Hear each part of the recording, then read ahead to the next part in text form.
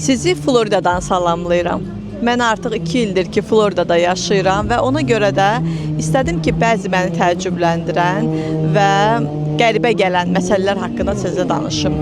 Elə şeylər var ki, onlar Azərbaycanda adidir və normaldır. Amma burada siz onları istəsəniz, soruşsanız biraz qəribə görünər. Heç bəlkə sizi anlamazlar.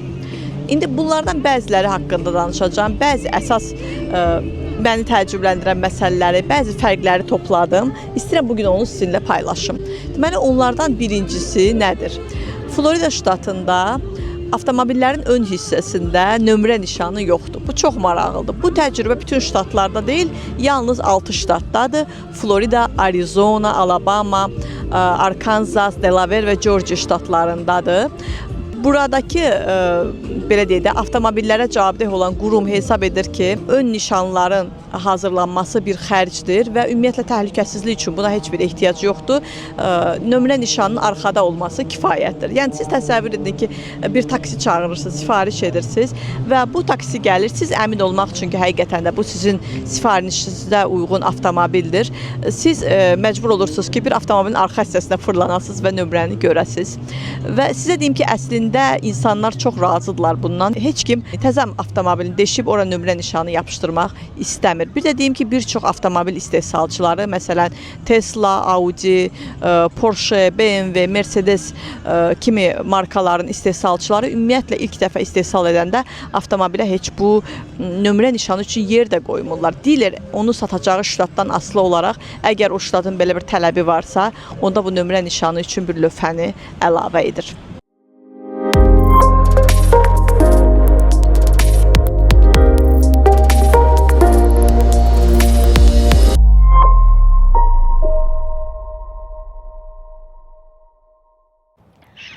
Burada məni təəccübləndirən digər mövzulardan biri də odur ki, yerli Amerikalılar demək olar ki, WhatsApp-dan istifadə etmirlər.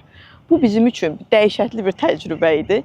Bunun da səbəbləri var imiş. Məsələ ondadır ki, WhatsApp ümumiyyətlə bazara 2009-cu ildə təqdim olundu. Amma Amerikada artıq 2005-ci ildən etibarən insanlara mobil operatorlar limitsiz mesaj paketləri təklif edirdilər və bunun içində həm də MMS daxilidir. Adamlar çox rahatlıqla istənilən qədər yazışa bilirdilər, video və foto göndərə bilirdilər bir-birlərinə. Səsli mesaj göndərmək isə 1990-cı illərdən var idi Amerikada. Ona görə 2009-cu ildə WhatsApp-ın gəlməsi ilə bir Amerikalıya təzə heç nə təqdim olunmadı və bu baxımdan insanlar WhatsApp-dan istifadə eləməyə belə bir maraq göstərmədilər. Bəs Azərbaycanda necə oldu? WhatsApp 2010-cu ildə daha çox Azərbaycanda populyarlaşmağa başladı.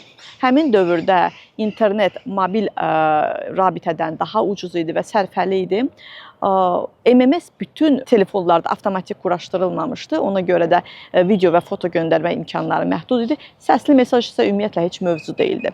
Azərbaycanda mesajların limitsiz olduğu dövr 2014-cü ilə təsadüf edir. Ona görə də 2010-cu ildə bir Azərbaycanlı WhatsApp-ı tanıyan kimi kütləvi olaraq WhatsApp yayıldı, populyarlaşdı və hamımız ondan istifadə etməyə başladıq. Fərqlər budur. Digər bizi təəccübləndirən mövzulardan biri də ondan ibarətdir ki, burada hər klinikada, hər həkimin qəbulunda sizdən qan təhlili tələb olunmur və ümumiyyətlə qan təhlilini almaq üçün hər yerdə şərait yoxdur. Bu əsasən çox böyük klinikalarda baş verir və ya təcili tibbi yardım məntəqələrində olur və ümumiyyətlə həkimlər qan təhlili istəməyə meyilli deyirlər. Onun da səbəbləri var.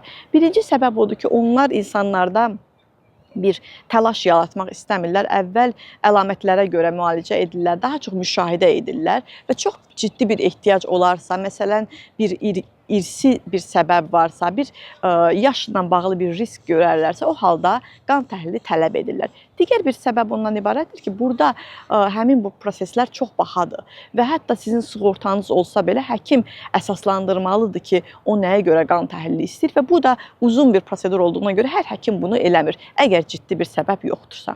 Amma bizim bəxtimiz gətirib, Cənubi Florida ərazisində rus və rus dilli həkimlər çoxdur və onlar bizim elə öyrəşdiyimiz qaydada qan təhlili tələb edirlər və bunu araşdırırlar.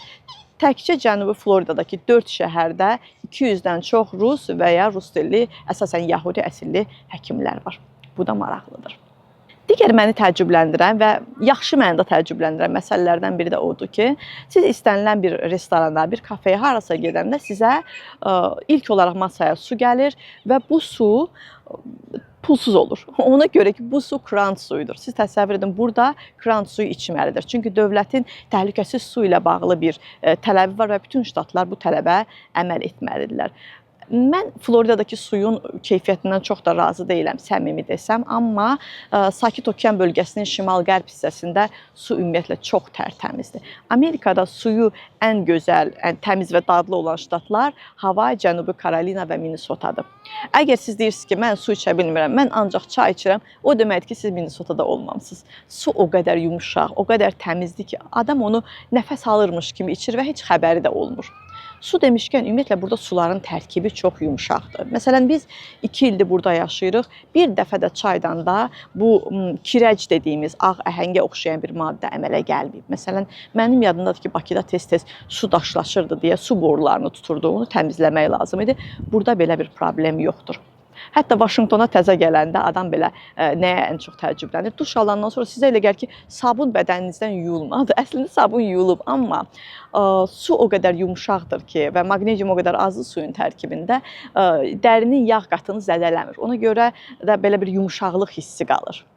Çox maraqlıdır. Mən restoranlarda sudan danışdım, amma restoranlardan söhbət düşmüşkən bir məsələni də deyim ki, bizim öyrəşdiyimiz kimi Azərbaycanda necə öyrəşmişik? Masanın üstündə həmişə salfet olur, duz olur, istiot olur. Burada onlar olmur. Burada salfet yalnız parçadan olan salfetlərdir. Siz onu dizinizin üstünə sərirsiniz və əyləşirsiniz. Ona görə ki, kağız salfet burada ucuz sayılır. Və o yalnız fast food verən kafelərdə olur və o da masada olmur. Adətən kənarda bir yerdə olur, ehtiyac varsa götürüb istifadə edirsiniz. Restoranlarla bağlı bir fərq də ondan ibarətdir ki, siz restorana gələndə, hətta restoran boş olsa belə siz gedib istədiyiniz yerdə əyləşə bilməzsiniz. Mütləq siz gözləməlisiniz ki, restoranın bir işçisi, bunun çox xüsusi bir adam var, kim ki qonaqları müşahidə edir, sizi uyğun bir yerdə yerləşdirsin və ya uyğun bir yer yoxdursa, sizin mobil nömrəniz alınacaq və sizə uyğun masa hazır olanda sizə SMS gələcək. Bu əslində çox rahatdır. Rahatca gedib ətrafda, yaxınlıqda gəzə bilərsiniz və ya sizdən sonra restorana girən insanlardan narahat olmursunuz ki, birdən onlar oturar, mən hələ də gözləyirəm. Bilirsiniz ki, onlar gedir ki, öz mobil nömrələrini təqdim eləsinlər. Bu da maraqlı bir təcrübədir. Mən artıq xəstəxanalar haqqında qısaca danışdım, amma bir şey əlavə etmək istəyirəm bura. Xəstəxanaya insan gətirilirsə, əgər vəziyyət təcilidirsə, ona təcili bir dəstək lazımdırsa, bu dəstək ona göstərilir. Yəni, daha sonra ona hesab evinə göndərilir. Heç kim orada saxlanılıb, kassada ondan pul verilməsi tələb olunmur. Düzdür, evinizə göndərilən məbləğ astronomik ola bilər, amma burada yaxşı bir məsələ var ki, bu rəqəmi danışmaq mümkündür.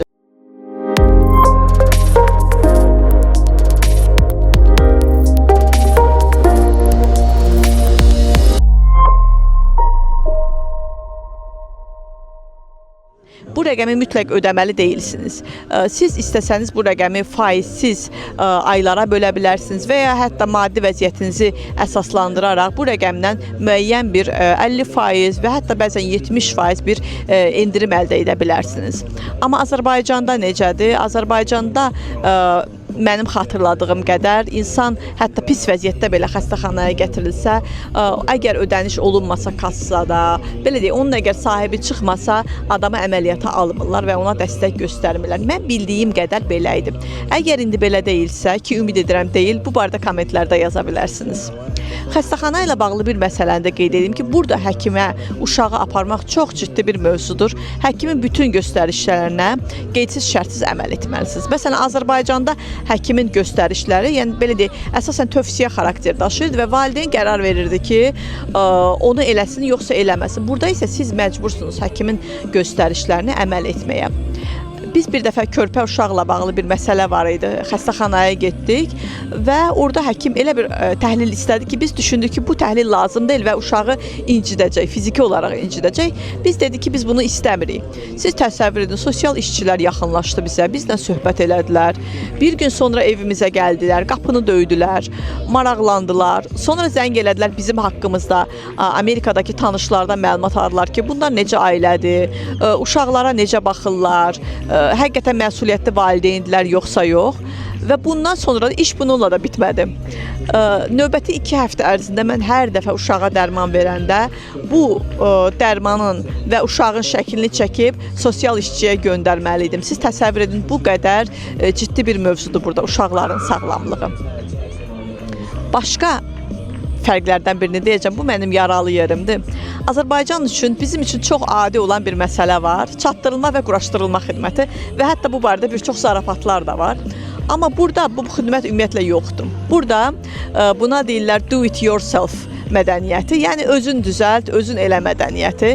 Burada nə sifariş verirsinizsə, istəyir texnika olsun, istəyir hər hansı bir mebel əşyası olsun, bu sizə kiçik-kiçik parçalar halında gəlir, mismarlara ayrıca qoyulur, içərisində qutunun nömrələnir və s. Yəni siz hər şeyi özünüz eləməlisiniz. Belə ki, bunu satan şirkət özünü işçi tutma xərcindən xilas edir. Yəni o axı bir usta saxlasa, burada insan əməyi, fiziki əmək çox bahalıdır. O bir xərc çəkməlidir ki, ustanı saxlasın və bu təkcə xərc məsələsi deyil. Həm də şirkət özünü risklərdən qoruyur, hüquqi risklərdən. Çünki əgər deyək ki, şirkətin göndərdiyi usta gəldi, sizin texnikanızı quraşdırdı, hər hansı bir qısa qapanma oldu və ya su basma hadisəsi oldusa, müştəri şirkəti məhkəməyə verə bilər. Şirkət bütün bu riskləri minimallaşdırmaq və sıfıra endirmək üçün ümumiyyətlə belə bir xidmət göstərmir.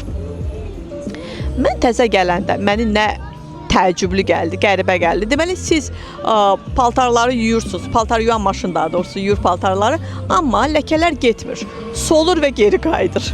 Bu çox maraqlıdır və mən maraqlandım. Sən demə, buradakı təmizlik vasitələrini, paltar yuyan vasitələrin tərkibindəki fosfat ya yoxdur, ya da çox zəifdir. Çünki yuyucu vasitələrə ətraf mühitin təhlükəsizliyi departamenti rəhbərlik edir, nəzarət edir daha doğrusu və düşünürlər ki, yuyucu vasitələrin tərkibindəki fosfat su mənbələrinə axıdılanda ekoloji bir problem ola bilər və suyu çirkləndirə bilər. Ona görə də yuyucu vasitələrin tərkibi çox zəifdir.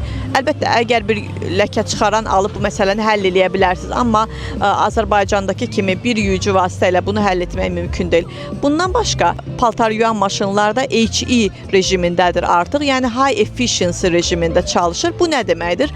Yüksək effektivlik rejimi, yəni ki, minimum su ilə, minimum elektriklə işləyir paltar yuyan maşınlar və deyək ki, teoretik olaraq deyək ki, siz Bakıdan özünüzlə bir qab paltar yuyan vasitə gətirsəniz belə, ola bilər ki, bu maşın heç onun köpüyünü yuyub başa çıxara bilməsin. Bu da belə. Mən qida mövzusundakı məsələlərə gəlmək istəyirəm. Nələr fərqlidir, nələr ümumiyyətlə burada yoxdur. Məsələn, burada kəsmik yoxdur. Kəsmiyə burada bəzən insanlar deyir ki, cottage cheese onu əvəz edir, amma cottage cheese ağ məhlulun içində, yəni belə deyək, sulu bir məhlulun içində ağartıdır. Əslində tam olaraq həmin o kəsmiyin tərkibini əldə eləmək istəsəz, siz gərək farmer cheese taparsınız və ya Rus və Avropa marketlərindən kəsmik ala bilərsiniz ki, bizim öyrəşdiyimiz qaydada kəsmikli piçeni və ya sırniki hazırlaya biləsiniz. Amerikada 121 yerdə Avropa və Rus marketləri var. Onlar ən çox Floridada, Kaliforniyada və Vaşinqtondadır. Bəxtimizdən burada düz 17 Rus-Avropa marketi var və biri də düz elə bizim məhəlləmizdədir. Burada vanilin ətri yoxdur. Çox qəribə bir şeydir. Vanil ümumiyyətlə maye şəklindədir. O bəzən konyak qoxusu verir, bəzən alkoqol qoxusu verir, amma heç bir halda bu bir vanil qoxusu deyil. Və ümumiyyətlə sən demə, heç bu əsl vanil də deyil. Vanilin imitasiyasıdır. Bu da maraqlıdır. Burada adi bizim alışdığımız qatığın üstünə Greek yoğurt yazılır. Ağ pendirin üstünə isə Greek cheese yazılır. Yəni Yunan qatığı və Yunan pendiri. Əslində bu məhsulların Yunanistanla heç bir əlaqəsi yoxdur. Sadəcə göstərmək istəyirlər ki, bu məhsullar yüksək proteinli və daha sağlam məhsullardır. Ümumiyyətlə burada Yunan və Mediterran, yəni Aralıq dənizi üslubu sözləri çox işlənir və ümumiyyətlə bu Mediterran sözü 2000-ci illərdən məişətə daxil olmuş bir ifadədir və bu bir müasirlik rəmzidir. Bu bir sağlamlıq və daha yaxşı qidalanma əlamətidir belə deyək. Və buradakı bir çox restoranlar, təkcə Yunan restoranları yox, Azərbaycan restoranları, Türk, İtalyan, İspan, hətta bəzi Mərakeş restoranları, Livan restoranları daxil özlərini Mediterranean mətbəxi, yəni Aralıq dənizi mətbəxi təqdim edən restoran kimi göstərirlər, tanıdırlar və bununla da daha çox, yəni bir ölkəyə xas yox, daha çox müştəri cəlb edirlər və həm də sağlam qidalar təqdim edən restoran kimi tanınırlar. Mən nələri dedim ki, bizdə var və burada yoxdur. Amma bəzi şeylər də var ki, burada var və amma Azərbaycanda onlar yoxdur. Bunlar nədir? Mənim çox sevdiyim avokado yağı. Bu yağ qızartma üçün ən ideal yağdır. Belə ki, yağ 270 dərəcə istilikdə belə onun tərkibində toksik maddələr əmələ gəlmir və çox sağlamdır. Mən axır ki, pirajki qızartmaq üçün yağ tapdım. Kokos yağı da ən təmiz yağlardan sayılır və bu şirniyyatlar və un məhsulları üçün daha çox istifadə olunur. Və burada bir də kokos suyu var. Ən təmiz sulardan hesab olunur. Yaşıl təzə kokosun içindəki sudur. Onun tərkibində maqnezium və potassium var və bu təbii idman içkisi hesab olunur. Mən bugün yadıma gələn bütün fərqləri, bütün dediyim çox fərqləri sizə sadalamağa çalışdım.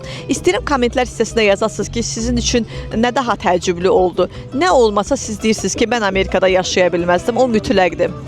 Və əgər videonu bura qədər izləmisinizsə, o deməkdir ki, bu mövzu sizə maraqlı oldu. Əgər maraqlıdırsa, sizdən xahiş edirəm ki, videonu like eləyəsiniz. Ümumiyyətlə, videoları baxan insanların yalnız 50%-i mənim kanalıma abunədir. Zəhmət olmasa bir saniyənizi ayırıb kanala abunə olun. Bugünlük bu qədər. Hələlik.